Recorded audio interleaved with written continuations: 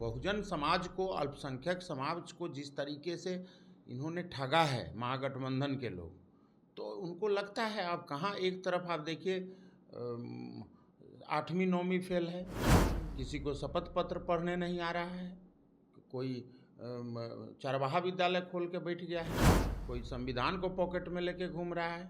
अब वैसे युवराजों के साथ हमारे आदरणीय चिराग पासवान जी का जब कंपैरिजन होगा तो निश्चित रूप से हमारे आदरणीय चिराग पासवान जी के साथ पूरा बिहार घूम रहा है। आदरणीय नेता प्रतिपक्ष तेजस्वी जी को सोचना है कि उनके गठबंधन के लोग उनको मुख्यमंत्री कैंडिडेट तो मान ही नहीं रहे हैं, उनको तो समन्वय समिति का अध्यक्ष बना दिया, कहाँ मुख्यमंत्री का चेहरा बना। हमारे यहाँ तो कहा जा रहा है ना कि हम आदरणीय नीतीश कुमार जी के नेतृत्व में चलेंगे। क्यों नहीं चलेंगे? सीएम भी होंगे।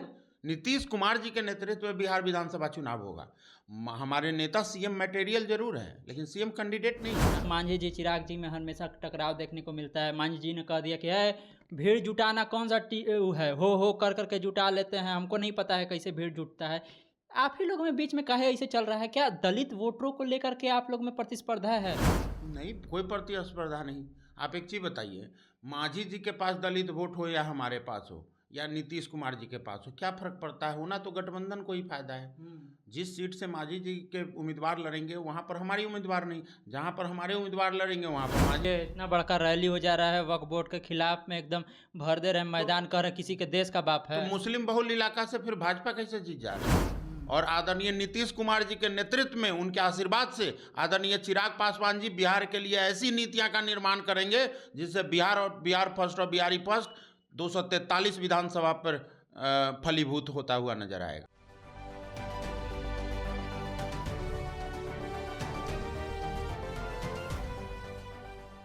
नमस्कार, स्वराज पोस्ट देख रहे हैं आप। मेरा नाम है अनिकेत पाठक। बिहार में चुनावी साल है और इस चुनावी साल में जो है शंखनाद भी हो चुका है और कई पार्टियां लगातार ये प्रयास कर रही हैं कि अपने अपने तरीके से जो है जनता को लुभाया जाए और अपने समाज के लोगों को भी लुभाया जाए।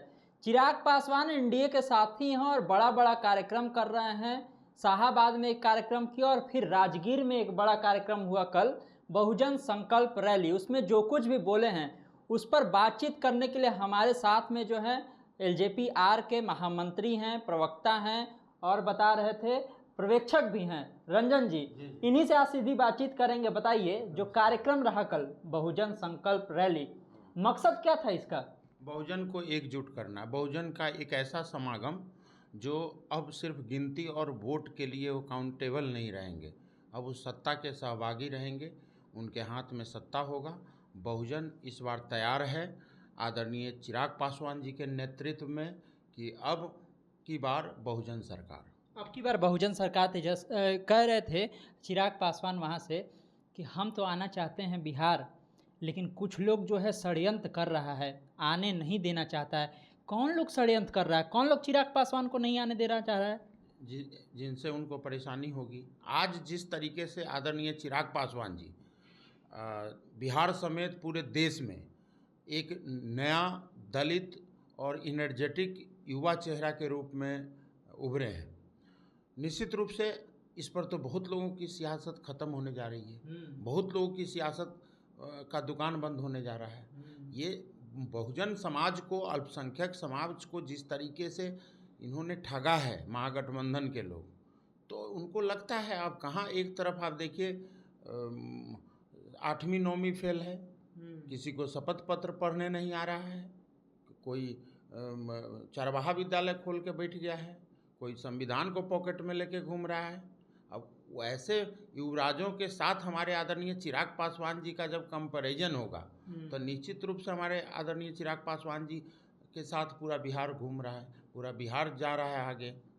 लेकिन आप जो बात कह रहे हैं कि महागठबंधन के लोग और कुछ लोग नहीं आने देना चाहते, महागठबंधन के जिन लोगों से बात करते हैं कि चिराग पासवान कह रहे हैं बिहार में आएंगे, वो लोग कहते हैं कि ठीक तो बात है, कहना क्या है। तेजस्वी भी कहे, एक बड़ा कार्यक्रम था एक चैनल का, उसमें वो कहे कि तेजस्वी जी जो इतना ज़्यादा बोलते हैं, पहले वो देखे ना राघोपुर में किसके बदौलत वो जीते हैं।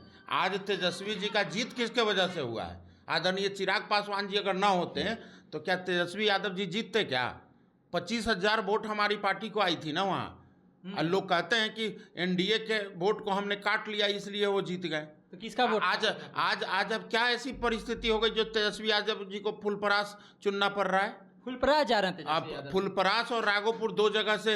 अब न्यूज़ 24 में मैं आज डिबेट में था, वो डिबेट के दौरान ब्रेकिंग न्यूज में आया कि सूत्रों के हवाले से खबर है कि दो सीट से लड़ेंगे। तो चिराग पासवान जी भगवा रहे हैं उनको। चिराग पासवान जी के डर और खौफ का ये नतीजा है। आज जिस तरीके से उनको पता है कि एनडीए के साथ चिराग पासवान जी हैं, आप तनी समीकरण काउंट कर लेना। आज अगर आप लोगों ने ही कहा है कि 2020 के चुनाव में चिराग पासवान जी गठबंधन से हट के चुनाव लड़ते हैं, तो 45 सीट अगर जदयू के डैमेज हो रहा है तो 45 सीट में फायदा किसको हो रहा है, ये देखने का विषय है ना। उसमें फायदा तो आरजेडी को हो रहा है ना, आरजेडी और कांग्रेस को फायदा हुआ है। तो आरजेडी और कांग्रेस को आप लोग फायदा करवा दिए 20 में। इस बार जिस तरह का हम लोग फायदा नहीं करवाए। हम लोग लेकिन आप लोग के वजह से हुआ ना। हम लोगों ने अपनी एक विचारधारा थी। उस समय राजनीतिक परिस्थिति ऐसी थी जब बिहार फर्स्ट, देखिए हमारे लिए पार्टी गठबंधन, कुर्सी, विधायक, मंत्री मायने नहीं रखता। हमारे लिए मायने रखता है बिहार फर्स्ट और बिहारी फर्स्ट। हम गौरवशाली बिहार, हम चाहते हैं कि हमारे जो बिहार के युवा है ना, वो प्रखंड में अपने नौकरी करें, अपने माँ बाप के साथ रहें। हम लोग चाहते हैं कि शिक्षा और रोजगार, स्वास्थ्य उनके प्रखंड में मुहैया हो, वर्ल्ड क्लास। 2047 में जब विकसित भारत की कल्पना अगर आदरणीय मोदी जी कर रहे हैं, और भारत का जिस तरीके से जो परचम है पूरे विश्व में लहराया है पिछले 11 सालों में, तो इस स्क्रिप्ट में जब तक बिहार अगर समृद्ध और अग्रणी नहीं होगा तब तक कैसे पॉसिबल है विकसित भारत का सपना? ये तो पॉसिबल ही नहीं है। ये तो छोटी सोच है। इनको सत्ता से मेवा चाहिए, हमको सत्ता से सेवा चाहिए। हम सत्ता से सेवा की ओर बढ़ते हैं, सत्ता से समाधान की ओर बढ़ते हैं। जब आप ये बात बोलते हैं कि सत्ता सेवा के लिए चाहिए, सवाल उठने लगता है कि सीएम फेस के लिए कह दिया जा रहा है कि अरे देखिए किस तरह से सीएम फेस के लिए तैयार हैं चिराग पासवान, नीतीश कुमार। चिराग पासवान कहते हैं कि देख लीजिए 243 सीट है और 243 पर आप देखिए कि चिरागे पासवान लड़ रहे हैं। देखिए, पहले तो आदरणीय नेता प्रतिपक्ष तेजस्वी जी को सोचना है कि उनके गठबंधन के लोग उनको मुख्यमंत्री कैंडिडेट तो मान ही नहीं रहे हैं। उनको तो समन्वय समिति का अध्यक्ष बना दिया, कहाँ मुख्यमंत्री का चेहरा बनाया। हमारे यहाँ तो कहा जा रहा है ना कि हम आदरणीय नीतीश कुमार जी के नेतृत्व में चलेंगे। क्यों नहीं चलेंगे? सीएम भी होंगे। नीतीश कुमार जी के नेतृत्व में बिहार विधानसभा चुनाव होगा।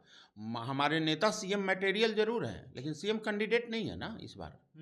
सीएम कैंडिडेट होंगे, भविष्य में सीएम कैंडिडेट अवश्य होंगे, लेकिन इस बार जो सीएम कैंडिडेट हैं आदरणीय नीतीश जी हैं। आदरणीय नीतीश जी हैं सीएम कैंडिडेट, ये बात आप कह रहे हैं। जब ये हम जो सवाल कर रहे थे वो सवाल पूरा नहीं हुआ मेरा। जब लोग कह रहे थे, चिराग पासवान कह रहे हैं कि हमको लोग आने नहीं देना चाह रहे हैं, षड्यंत्र कर रहे हैं, तो सवाल इसलिए उठने लगता है कि एनडीए में भी कुछ लोग ऐसे हैं क्या? क्योंकि मांझी जी को लेकर के जब जिक्र होता है तो मांझी जी चिराग जी में हमेशा टकराव देखने को मिलता है। मांझी जी ने कह दिया कि है भीड़ जुटाना कौन सा है, हो कर करके जुटा लेते हैं, हमको नहीं पता है कैसे भीड़ जुटता है। आप ही लोग में बीच में काहे ऐसे चल रहा है? क्या दलित वोटरों को लेकर के आप लोग में प्रतिस्पर्धा है? नहीं, कोई प्रतिस्पर्धा नहीं। आप एक चीज़ बताइए, मांझी जी के पास दलित वोट हो या हमारे पास हो या नीतीश कुमार जी के पास हो, क्या फर्क पड़ता है? होना तो गठबंधन को ही फायदा है। जिस सीट से मांझी जी के उम्मीदवार लड़ेंगे वहाँ पर हमारी उम्मीदवार नहीं, जहाँ पर हमारे उम्मीदवार लड़ेंगे वहाँ पर मांझी जी करेंगे, तो वोट तो एक ही जगह आना है ना। ये प्रश्न ये नहीं है। दलित, वंचित, अति पिछड़ा, शोषित सारे लोग एनडीए के साथ हैं। मैं तो कहता हूँ गरीब जो मुसलमान हैं जिनको रोज़मर्रा की ज़िंदगी में रह रहे हैं, चूँकि आज जिस तरीके से मुसलमानों की स्थिति महागठबंधन के सरकार में रही है, जितनी गरीबी मुसलमानों के अंदर रहा है बेसिक रिक्वायरमेंट से, वो तो आदरणीय मोदी जी के नेतृत्व में जो एनडीए सरकार है केंद्र में, वो विभिन्न योजनाओं से मुस्लिम समुदाय को फ़ायदा पहुंचा है। ट्रिपल तलाक से मुस्लिम बहनें जो हैं बोलती नहीं हैं, लेकिन सारा वोट मोदी जी को दे रही हैं। एक एक वोट मुस्लिम महिला का आ रहा है। देखिए इतना बड़का रैली हो जा रहा है वक्फ बोर्ड के खिलाफ में, एकदम भर दे रहे हैं मैदान, कह रहे किसी के देश का बाप है। तो मुस्लिम बहुल इलाका से फिर भाजपा कैसे जीत जा रही है? ये भी तो एक उसका विषय है, रिसर्च का विषय है कि जहाँ पर 60% अगर मुसलमान की आबादी हो, 50% मुसलमान, वहाँ से भाजपा कैसे जीत जा रही है भाई? जब बगैर क्या मुस्लिम महिला के वोट दिए जीत जाती है क्या? तो ये सब बेकार की बातें हैं। इन लोग को वोट देना, देखिए वोट देने के समय महिलाएं जानती हैं कि उनके स्वाभिमान का, उनके जो उनकी साहस का रक्षा किसने किया था। वो कितनी जिल्लत जीती थी ट्रिपल तलाक के कारण, कितने महिलाओं का घर उजड़ गया, जीवन बर्बाद हो गया। इन्होंने ऑब्जेक्ट समझ के पाला था इनके कानून ने। लेकिन आज उस सबसे रक्षा हमारी सरकार, एनडीए सरकार ने किया है। अच्छा बताइए, 20 साल से नीतीश कुमार की सरकार है, आप कह रहे हैं कि हम दलितों की बात कर रहे हैं, बहुजनों की बात कर रहे हैं। इन 20 सालों में आपको नहीं लगता है कि दलितों के लिए काम हुआ, बेहतर हुआ, या अभी भी आपको लग रहा है कि नहीं बहुत परेशान है इसीलिए हम इस तरह का रैली कर रहे हैं, उन लोग को बता रहे हैं कि अभी वो अधिकार नहीं मिला आप लोग को?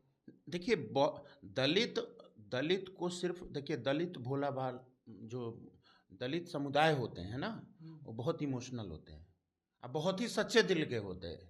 उनको क्या है, उनको सबसे ज़्यादा सत्ता में रहे महागठबंधन के लोग, उन्होंने झूठी अभिलाषा देकर, झूठी आशा देकर, झूठी बातें बोलकर, चुनाव के समय में लालच देकर, इस तरह के षड्यंत्र हथकंडे अपनाकर उनको बोली वाली जो बहुजन समाज है उनको बरगलाने का कोशिश किया।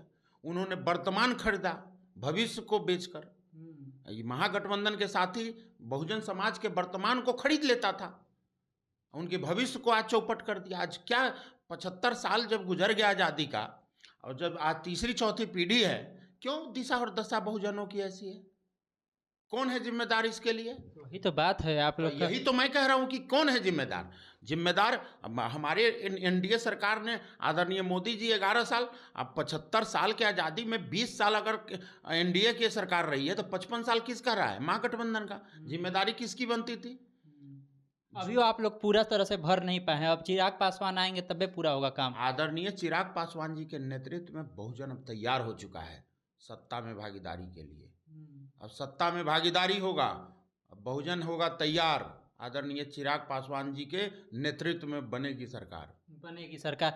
अगर आते हैं चिराग पासवान बिहार, तो कह रहे हैं कि हम जो है इस बार किसी सामान्य सीट से लड़ना चाहते हैं, ताकि ये दिखाने का प्रयास होगा कि केवल दलितों के नेता नहीं है चिराग पासवान को सब समाज का लोग चाहता है।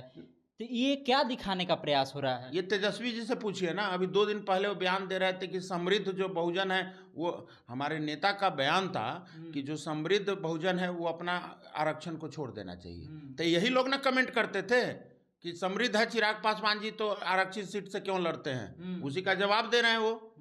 अब मुंह क्यों बंद हो जा रहा है? तो फिर तो मांझी जी वाला क्रीमी लेयर वाला सवाल भी उठने लगा। मांझी जी क्रीमी लेयर वाला का समर्थन वो इसीलिए अनारक्षित सीट से जा रहे हैं। अनारक्षित सीट से जाने का मतलब कई मैसेज है। पहला मैसेज ये है कि वो सर्वमान्य नेता है, सभी जाति सभी धर्म का है। दूसरा, आरक्षण को वो समृद्ध बहुजन होने के कारण वो आरक्षण को छोड़ रहे हैं। तो इस तरह की मानसिकता बहुत कम नेता में होता है। आप जरा सोचिए, उनके लिए लक्ष्य मुख्यमंत्री बनना, प्रधानमंत्री बनना, मंत्री बनना, ये हमारे नेता और हमारे पार्टी और हमारे गठबंधन के लिए कोई बहुत बड़ी चीज़ नहीं है। हमारे लिए बड़ी चीज़ क्या है कि बिहार के समृद्ध बिहार की कल्पना कैसे परिलक्षित करें। एक दो और सवाल है। शाहाबाद में कार्यक्रम होता है, उसके बाद फिर आप लोग राजगीर में कार्यक्रम करते हैं। सवाल उठ रहा है कि क्या ये एक तरह से शक्ति प्रदर्शन किया जा रहा है? एनडीए को दिखाया जा रहा है कि देखिए इस क्षेत्र में हमारे लोग हैं, हमको इस क्षेत्र में सीट चाहिए भाई। नहीं, शक्ति प्रदर्शन तो है, लेकिन शक्ति प्रदर्शन हम एनडीए, आप एक चीज बताइए, आप 2 भाई हैं, अगर आपका बड़ा भाई शक्तिशाली है तो छोटे भाई पे शक्ति प्रदर्शन करेगा क्या? या छोटा भाई बलशाली हो जाएगा तो बड़े भाई पे शक्ति प्रदर्शन करेगा क्या? शक्ति प्रदर्शन हमेशा दूसरों के लिए होता है। विपक्ष का संघर्ष अलग होता है, भाई भाई लड़ जाता है। नहीं, सत्ता का संघर्ष है ही नहीं सर। जब सत्ता ही हमारा है तो संघर्ष क्यों करेंगे हम संघर्ष क्यों करेंगे? सत्ता नहीं, जिसको सत्ता नहीं है वो संघर्ष करेगा ना। हम लोग तो सत्ता में है तो हम लोग संघर्ष क्यों करेंगे? हम लोग तो ये बताएंगे कि जिस तरीके के बिहार हमको 90 के दशक में मिला था विरासत में, और आज के बिहार को आप देखिए। आपका उम्र अभी छोटा है अनिकेत जी, आप नहीं देखे होंगे उस बिहार को, जब लोग रोड पर चलने के समय डरते थे, जब लोग शाम को 5 बजे के बाद निकलना बंद करते थे। प्रसिद्ध डॉक्टर, जितने कोचिंग इंस्टीट्यूट, व्यापारी सारे पलायन कर गए। ये पलायन जो बिहार को मजदूर प्रदेश पलायन पर से, अब बिहारी को गाली देने दिलवाने वाले 90 के दशक कांग्रेस और आरजेडी दोनों जिम्मेदार अच्छा, है। तो नीतीश जी ने बदल दिया ना। एकदम बदल दिया। आज बिहार जो है समृद्ध राज्यों के कैटेगरी में तेजी से बढ़ रहा है। विकास दर देख लीजिए, गरीबी रेखा से जो लोग थे उनके समय में क्या था, 22,000 करोड़ का बजट 3,17,000 करोड़ रुपए कर दिया। ना अनगिनत ऐसी उपलब्धियां हैं जो मैं आपको चीज और कहा गया, अरुण भारती जी जो है एकदम मोर्चा संभाले रहते हैं चिराग पासवान के लिए, वो कह रहे थे कि प्लॉट जो है वो तैयार कर दिया है विकास का, क्या कहता है, नीतीश कुमार जी से। यहाँ से अब एक युवा नेतृत्व की जरूरत है, ये कहने का क्या मतलब है कि अब नीतीश कुमार जी का काम हो गया, अब पासवान चाहिए। आपके पिताजी जब वृद्ध हो जाते हैं और अब मुख्तारी अगर आपको मिल जाता है तो इसका मतलब ये थोड़ा कि आप अपने पिताजी को सम्मान नहीं देते हैं। उनके आशीर्वाद, उनके सम्मान, आदरणीय नीतीश कुमार जी के आशीर्वाद और सम्मान से लोक जनशक्ति पार्टी मजबूत भागीदारी अगली बार विधानसभा में रखेगी, सरकार में भी और चुनाव में भी। और आदरणीय नीतीश कुमार जी के नेतृत्व में, उनके आशीर्वाद से आदरणीय चिराग पासवान जी बिहार के लिए ऐसी नीतियां का निर्माण करेंगे जिससे बिहार फर्स्ट और बिहारी फर्स्ट 243 विधानसभा पर फलीभूत होता हुआ नजर आएगा। आखिरी सवाल, कितना सीट? 243 सीट अपना पार्टी का कोई तो लगाते होंगे, कोई तो रणनीति बनती होगी कि देखिए भैया 40 सीट, 30 सीट, 20 सीट। पार्टी गठबंधन, पार्टी जो है वो विपक्षी को और मीडिया को दिखता है, पार्टी हमको नहीं दिखता। हम लोग कार्यकर्ता, हम लोग को गठबंधन दिखता है।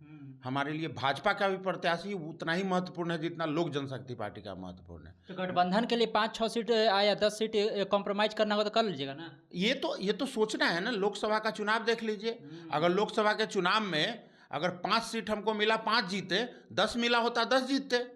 आज जो एनडीए को 30 सीट में से अगर यहाँ के 40 सीट में से अगर 30 सीट में जीत हासिल हुई है, 40 में से अगर 30 सीट जहाँ ली, 10 सीट हम लोग लूज किए हैं। लोजपा की सीट अगर बढ़ी होती तो हम लोग शायद 30 के जगह हम लोग 35 भी 38 भी हो सकते थे। तो ये तो शीर्ष नेतृत्व को ना सोचना है, ये तो शीर्ष नेतृत्व सोचे। जितना ज़्यादा हमको दीजिएगा उतना एनडीए सुरक्षित रहेगा, ये तो अच्छी बात है ना। देखिए, जितना ज़्यादा हमको दीजिएगा एनडीए उतना ज़्यादा सुरक्षित रहेगा। संख्या नहीं बताए हैं लेकिन इशारों में बहुत सारी बातें बोल गए हैं। चिराग पासवान की किस तरह से तैयारी चल रही है ये तो हम आपको बता ही रहे हैं, और क्या कुछ वो कह रहे थे इस पर विस्तार से हम रंजन जी से समझ रहे थे। तमाम सारे अपडेट के लिए आप इसी तरह स्वराजपुर से जुड़े रहिए। यूट्यूब पर देख रहे हैं हमारे चैनल को सब्सक्राइब कर लीजिए, फेसबुक पर देख रहे हैं फेस पेज को लाइक कर लीजिए। धन्यवाद, नमस्कार।